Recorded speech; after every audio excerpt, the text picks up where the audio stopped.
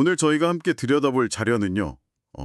한 청취자께서 보내주신 아주 생생한 경험담에서부터 시작합니다. 네. 가게를 운영하시는데 스님 한 분이 들어오셔서 시주를 권하셨대요. 아, 그래서 정중히 거절했더니 갑자기 벽에 걸린 절달력을 딱 가리키면서 그럼 이 달력은 미쳤다고 걸어놨나? 하면서 버럭 화를 내고 가셨다는 거예요. 와, 그건 좀 당황스러우셨겠네요. 정말 황당하면서도 이게 생각할 거리를 많이 던져주더라고요. 네, 맞아요.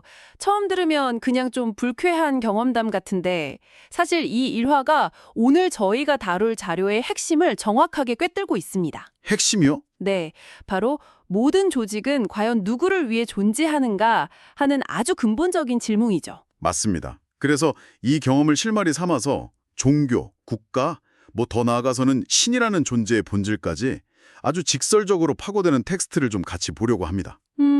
이걸 따라가다 보면 우리가 세상을 보는 방식이 어쩌면 완전히 뒤집힐 수도 있겠다 싶었어요. 그야말로 관점의 전환을 요구하는 텍스트죠. 우리가 흔히 믿고 있는 어떤 선이나 이타심 같은 가면을 벗겨내고 그 안에 있는 조직의 생존 논리를 딱 보라고 말하거든요. 네네. 그리고 그 본질을 이해했을 때 우리가 어떻게 더 주체적인 삶을 살 수 있는지, 의존이 아닌 화려의 지혜는 무엇인지 오늘 한번 깊이 탐구해 볼 겁니다. 좋습니다. 가면을 벗기고 본질을 본다.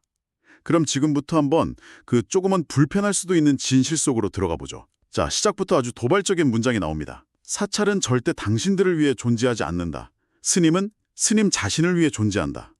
와, 세죠? 네, 이걸 시작부터 이렇게 세게 나가도 되나 싶은데요. 심지어 교회나 국가도 똑같다고 말해요. 국가가 백성을 위하는 게 아니라 그냥 나라라는 조직 자체를 유지하기 위해서 백성을 이용하는 거다. 이거 너무 냉소적인 시각 아닌가요? 냉소적이라기보다는 뭐랄까 지극히 현실적인 분석이라고 보는 게 더 맞을 것 같아요. 현실적인 분석이다. 여기서 핵심은 국가나 종교가 나쁘다 이렇게 비난하자는 게 아니거든요. 네네. 다만 그 글의 최우선 목표, 그러니까 체일의 존재 이유는 개개인의 행복이 아니라 조직의 생존과 번영이라는 그 본질을 똑바로 보자는 거죠. 최우선 목표가 다르다. 그게 좀 더 구체적으로 와닿게 설명해 주실 수 있나요? 예를 들어서 국가를 한번 생각해 보죠. 네. 국가는 조직을 운영하려면 돈, 그러니까 세금이 필요하잖아요. 무조건 필요하죠. 그럼 국가의 가장 큰 고민이 뭘까요? 어떻게 하면 국민들에게 더 많이 베풀까? 이게 먼저일까요? 아니면 어떻게 하면 반발을 최소화하면서 안정적으로 세금을 거둘까? 이게 먼저일까요? 후자겠네요. 그럴 수밖에 없다는 겁니다. 물론 그 세금으로 도로도 깔고 국방도 하죠. 근데 그건 국민을 위한 서비스인 동시에 국가라는 시스템을 원활하게 유지하기 위한 필수 경비이기도 한 거예요. 그러니까 목적과 수단이 우리가 생각하는 것과 좀 다를 수 있다. 바로 그겁니다.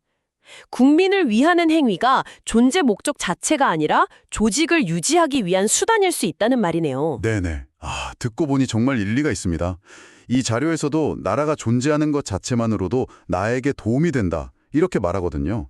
나라가 없으면 내가 내 힘을 제대로 쓸 수 없으니까요. 바로 그 지점입니다. 이게 이 자료 전체를 관통하는 핵심이에요. 나를 위해 주지 않는다는 사실을 아는 것과 그러니까 필요 없다고 생각하는 건 완전히 다른 문제라는 거죠. 네. 오히려 그 본성을 정확히 이해해야 비로소 우리가 그들을 제대로 활용할 수 있게 됩니다. 활용이요. 네, 국가가 나를 100% 챙겨줄 거다 이런 막연한 기대를 버리는 거죠. 대신에 이 국가라는 시스템 안에서 내가 내 이익을 위해서 뭘 활용할 수 있지? 이걸 적극적으로 찾아 나서는 겁니다. 법률 시스템, 사회 기반 시설, 외교 관계, 전부 다요. 와. 이게 바로 조직의 본성을 이해한 사람의 주체적인 태도라는 겁니다. 그러고 보니까 아까 그 청취자분 사연에 나왔던 스님도 좀 이해가 되기 시작하는데요. 그렇죠. 그분의 행동을 그냥 개인의 인격 문제로만 볼 게 아니라 조직의 목표를 수행하는 대리인으로 보면 다른 해석이 가능해지네요. 정확합니다. 그 스님 입장에서 보면 달력을 가게에 걸어준 행위는 일종의 투자로 쓰실 수 있는 거죠. 투자요? 우리 절과 좋은 관계를 맺고 있으니 이제 시주를 통해서 그 관계를 확인할 때가 되었다? 이런 거죠. 그런데 그 거래가 실패하니까 감정적으로 반응한 거고요. 아, 이걸 보면 그분은 개인의 어떤 영적 구도자로서가 아니라 사찰이라는 조직의 경제적 생존을 위해서 움직이고 있었다는 걸 알 수 있죠. 네. 바로 이 지점에서 논의가 자연스럽게 종교 조직으로 넘어갑니다. 네, 맞아요. 이 자료가 종교 조직의 운영 방식을 파고드는 대목은 정말 신랄합니다. 교회는 돈이 필요하고 절에는 돈이 필요한 거지 너희들이 필요한 게 아니다. 와, 정말 숨김이 없죠.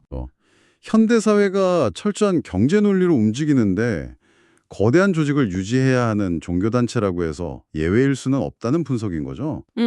예를 들어 전통적인 11조만으로는 대형교회 운영이 어려워지니까 감사 헌금 같은 다양한 상품을 만들어낸다는 거예요. 아, 그 예시가 바로 그거군요. 차를 사면 감사원금, 집을 사면 축하금 내라. 듣기만 해도 부담스러운데요. 네, 개인의 기쁨이나 감사를 축하해주는 순수한 의미도 있겠지만 이 자료의 관점에서 보면 그건 조직의 수입을 다각화하기 위한 아주 영리한 전략이라는 겁니다. 하긴 그렇겠네요. 거대한 사찰도 마찬가지예요. 수많은 스님들, 직원들이 있고 거대한 건물을 유지해야 하죠.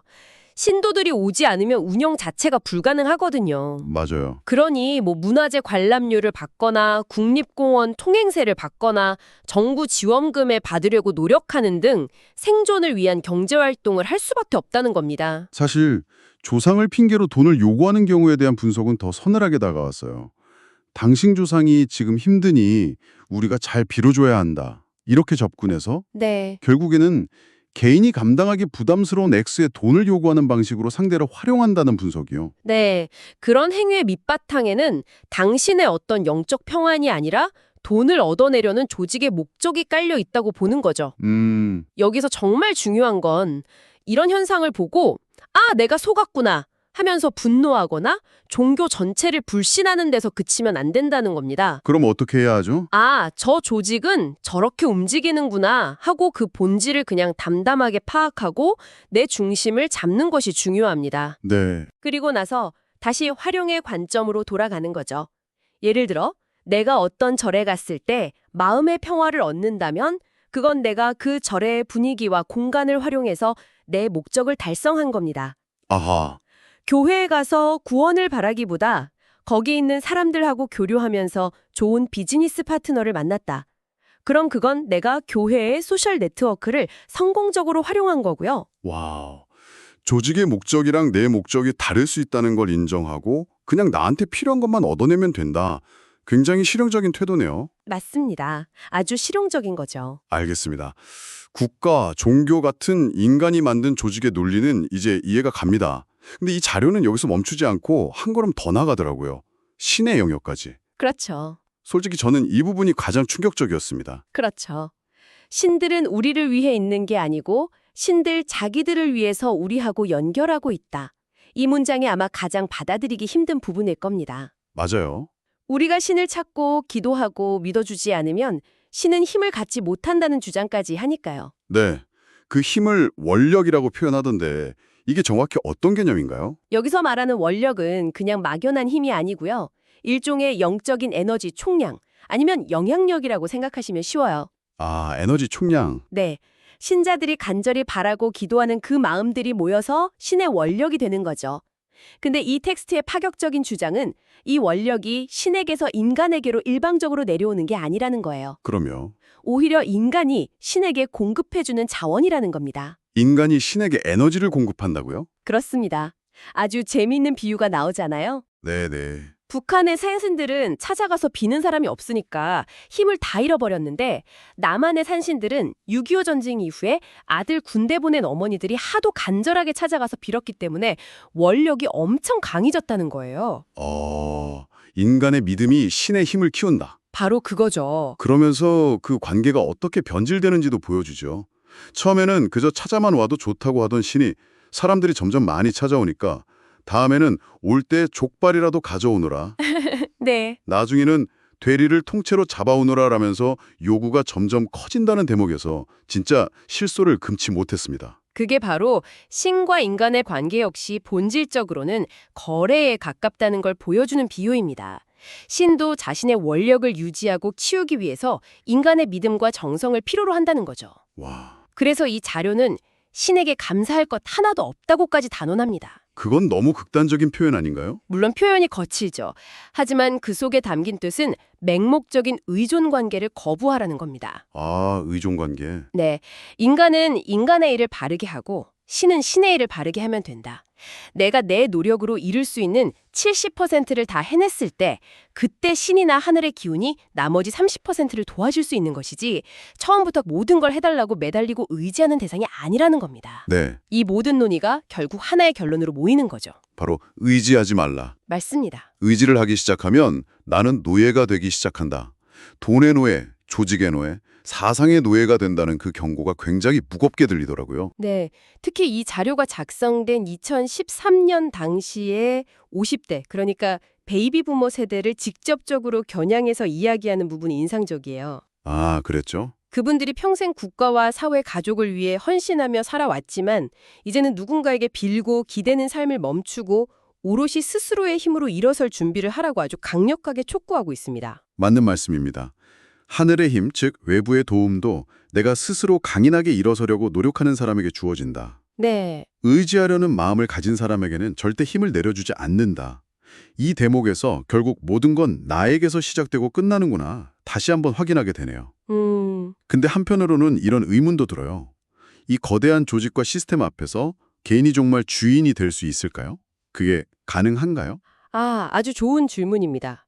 여기서 말하는 주인은요, 세상을 내 맘대로 바꿀 수 있는 어떤 지배자를 뜻하는 게 아닙니다. 아, 그런 의미가 아니군요. 네, 외부의 논리에 휘둘리지 않고 내 삶의 중심을 바로 세우는 사람을 의미하죠. 정부는 정부의 일을 하고 기업은 기업의 일을, 종교는 종교의 일을 합니다. 그들의 목적은 내 행복이 아닐 수 있어요. 그렇죠. 그걸 인정하는 겁니다. 그리고 나는 나의 일을 바르게 하는 거죠. 내 삶을 책임지고 내 몫을 해내는 겁니다. 각자의 자리에서 각자의 역할을 제대로 해내는 것. 그렇습니다. 그렇게 각자 자기 몫을 다할 때 비로소 개인은 무언가에 의존하는 노예의 상태에서 벗어나 자기 삶의 주권을 가진 주인으로 설 수 있다. 이게 이 자료의 최종적인 결론입니다. 아까 그 청취자분 사연으로 돌아가 보면 그 상황에서 가장 좋은 대처는 화를 내거나 미안해하는 게 아니었을 거라는 거죠. 그럼 뭐였을까요? 그냥 속으로 스님께서 지금 조직의 목표를 수행하고 계시는구나. 하지만 그건 나와는 무관한 일이다. 라고 생각하고 평정심을 유지하는 것. 그것이 바로 내 삶의 주인이 되는 태도라는 겁니다. 오늘은 조직과 개인, 그리고 의존과 자립의 관계에 대해서 정말 근본적인 질문을 던지는 자료를 깊이 파고들어봤습니다. 네. 조직든 국가든 그 본질은 나를 위해서가 아니라 조직 자체의 생존을 위해 존재한다는 것. 그리고 우리는 여기에 분노하거나 실망하기보다 그 본질을 꿰뚫어보고 현명하게 활용해야 한다는 관점이 무척 신선하면서도 도전적으로 다가왔습니다. 네. 특히 의지하면 노예가 된다는 그 날카로운 경고와 함께 스스로의 힘으로 바로 서려는 사람에게 비로소 외부의 도움, 즉 하늘의 힘이 주어진다는 메시지가 긴 여운을 남기는 것 같아요. 맞아요. 이 자료가 2013년에 당시 사회의 허리 역할을 하던 베이비 부모 세대를 향해 쓰여졌죠. 맞습니다. 그렇다면 여기서 마지막으로 우리가 함께 생각해 볼 질문이 하나 떠오르네요. 어떤 거죠?